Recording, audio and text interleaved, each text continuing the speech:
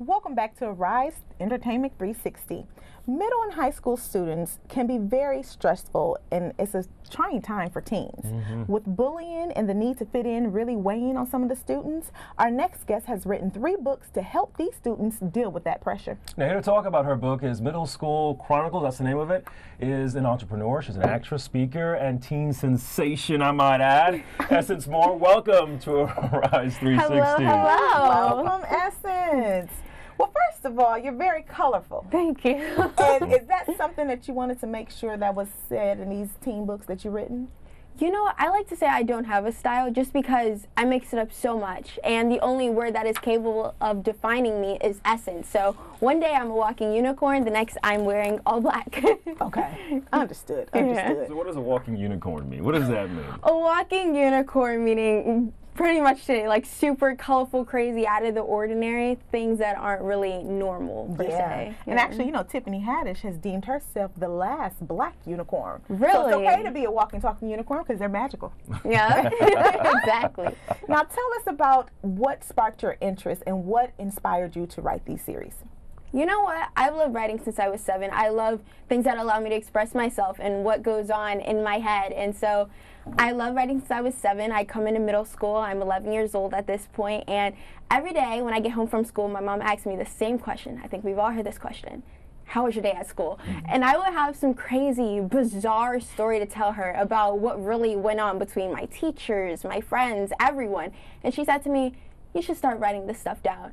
And next thing you know, I did, and the Chronicles series was born. And I think what makes my book so special is everyone's able to relate to them, kids, adults, just because my mom encouraged me to be true to myself, and that's exactly who I am in these books. I tell it like it is. So these are real life stories about problems and solutions that you have encountered. Yes, these books are my experiences. The only changes are my friends' names because I did not want to offend anyone. Exactly. That's right. So it's just my experiences in school inside the mind of today's 11, 12, and 13-year-olds. Now, how did you come up with these characters, though? What, besides it just being your friends and, you know, with your own experiences, what did you do to develop the character development of these characters?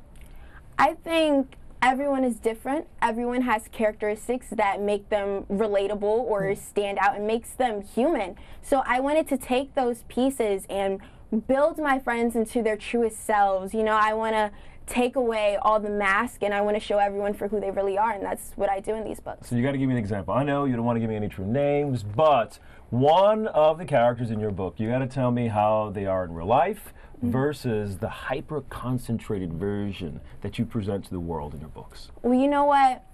I think a lot of people put on a face. Everyone wants to come off as not caring almost. No one wants to appear to be vulnerable. So I take those vulnerabilities from my friends. I take the in the bathroom tears and I turn them into a story. And I think because their identities are anonymous, they're comfortable with that, with being who they really are. At the end of my book, my first book, 6th grade Middle School Chronicles, I have everyone write down some of their embarrassing moments. And I tell mine, and I have no problem with people knowing mine, so like my name is right at the bottom of that. But I have my friends tell theirs as well, and as long as their names are anonymous, you get to read things like, I got caught kissing a boy before class, and do you want to hear what mine was? Yeah.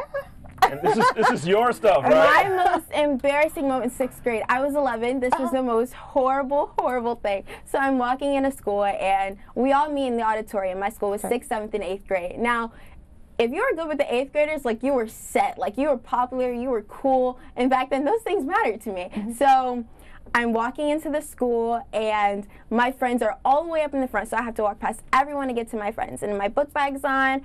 I finally get to my friends, take a seat, I'm cool, and this 8th grader comes up to me. I'm like, ooh, what does she want to say? She like my shoes? No. Yeah. She says, your bra is hanging off the side of your book bag. Ooh. My room is always a mess. I hate to say it, but that is definitely like one of my that's one of my flaws. So I guess one of my bras from my laundry got caught onto my book bag, and as I'm strolling past, everyone got a good look at that, and it was it was horrible. It was embarrassing, and my friends laughed. I couldn't even pretend to laugh. It was so unfortunate. Did that make it into your book as well? That did make it into my book. You know what? Everyone got a kick out of it, so I mean, that was the best part, I guess. So your books are required reading in some schools. Now that is important. To be so young and to actually have that as a part of your resume, kudos to you, ma'am. Thank you. Yes. Talk to us about how that felt and when you knew this has to be a part of the curriculum. Well, you know what? At first, to me, it was just another, okay, this is a great way to get my name out there. This is great exposure. But then one day, at my events, I had this girl come up to me in tears, and she says, finally, I'm not the only one who feels this way, who thinks this way, and that's what keeps me going. That connection, it's so personal, it's so humane, and it was beautiful to see that people could relate to how I felt even when I didn't want to feel that way. And I think that's what encourages me to keep writing. Well, you know what, Essynce, just like your characters and just like the series, we're going to go to commercial break, but we don't want you to leave. We want you guys to stay tuned, and we'll be right back with more Rise 360. Thank Fascinating you. stuff. Want to learn about your businesses and all that stuff? Welcome back. We're talking to Essynce Moore, a teen sensation here, who's talking to us about your book. And I want to know what's the message from this series, because the first one obviously was a success, second one a success, third one, now they're mandatory reading in some schools. So there is some message. What's that through line in all these books? I think the message is your age doesn't define who you are, your circumstances don't define who you are, you do that for yourself. And so many of us are criticized based off of what we look like and what we wear and how we present ourselves. In my books, I hope that they inspire others to just be yourself. As oversaid, like as many times as we've heard that being yourself is really the best thing you can do for yourself. It saves you a lot of time and energy and stress because people are going to judge you regardless of who you choose to be. Why not be yourself? Absolutely, and that's one of the things we know you to be as a motivational speaker. So talk to us about how it is to inspire and just speak to your teens and your peers to tell them, keep on going and be your true, authentic self. Well, you know, a lot of people ask me, they say, so do you prepare a speech? Like, how does it work? Do you write stuff down? And I don't. I go off the top of my brain. I feed off of the energy of the crowd. I tell them what it is they need to hear.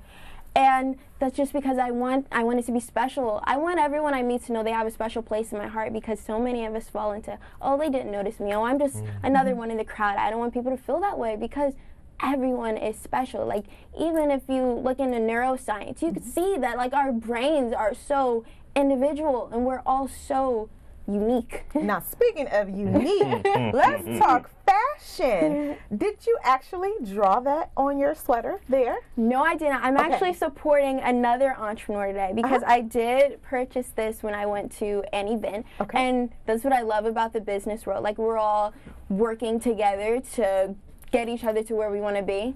So, yeah. But your fashion line does support teens of all different shapes and all different sizes. Tell us why that's important in today's times. Well, I think, you know what, a lot of us go on social media and we see what is characterized as beauty. And I don't believe in that. I think beauty really is in the eye of the beholder, and everyone's beautiful. I think the only way to truly determine whether or not someone is ugly, and my friends have told me I never say that, is someone's personality. That's the only thing that can be characterized as ugly or hideous. So I think it's important that everyone can wear my clothes, because we're all one. I mean, we all bleed red, and that's what matters. Speaking of colors, I know that you have a cosmetic line as well. Yes. So is that your lipstick that you have on right now? Yes, this is Essynce Couture, and that is the only reason I'm allowed to wear it. Oh my goodness. I Mom. cannot wear red, black, anything unless it's Essynce Couture, unless my mom will flip out, my dad will flip out. So you know what, thank goodness for Essynce Couture. That's it. So what is that line, what goes into that? Colors? Do you pick different shades? Is it eco-friendly? Like, what is it that you want these, is it for a young girl? What's the audience? So I do pick the colors, and that's like one of my favorite parts, because I get to be so creative. And I have friends who'll come up to me and be like, you know, this is really in, like, I really like this. So it's all about taking the ideas that we have and turning them into a reality. I wear a lot of these colors when I do fashion shows, and it's great, it's fun. So if there's one thing that you want to make sure the world knows about you and your future, what is that? I would say that expect the unexpected. Ooh. That's right. Because I'm capable of so many things just because I've grown so much and I've learned so much. And knowledge is power, man. Like, Yes. I remember reading the 48 Laws of Power in like the 7th grade, and I'm all about learning and adapting. I never wanted to limit myself to anything. So even though this is what I love, I've still experienced karate classes and dance Yes. classes. I've never stopped. I'm in a JROTC program at my school, so I'm learning about the military, and just never limit yourself. That's it. Well, you know what? She's putting me in mind of a little young Yari Shahir. I Oh know. my God, Yes. she's gorgeous. Oh my God. Yes. Well, we wish you much success, and Thank thank you for you. stopping by Rise 360. We're going to be looking for that line. We're going to be looking for your fashions. We're going to pick up this book. In essence, we appreciate you. I'm glad to be here. Thanks again. Thank Thank you. you.